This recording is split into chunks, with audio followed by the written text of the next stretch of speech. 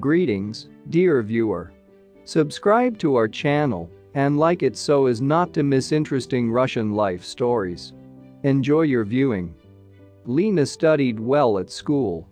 If even a 4 appeared in the diary, the girl was very upset.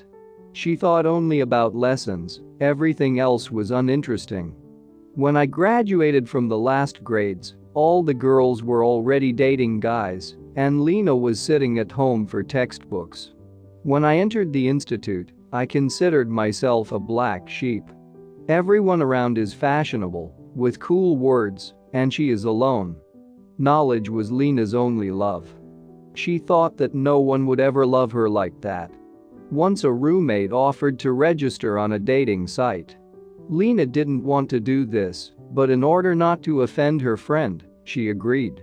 The very next day, a message came from a man who offered to get acquainted.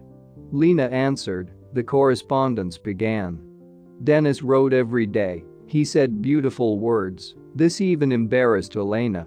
Once a young man wrote that he had big problems and needed a large sum of money. Lena wrote to her grandmother, she knew that she was collecting for a rainy day. The old lady knew that her granddaughter would not just ask, so she gave her the right amount. Lena listed everything to Dennis. He said that he would definitely give everything, and if she wanted, she could come to visit. Dennis lived very far away, but Lena decided to take a chance and went to him. On the train, a young guy sat down with the girl, they started talking, his name was Dmitry. He found out Lena's story and was shocked that she was going to a completely unknown man so far away.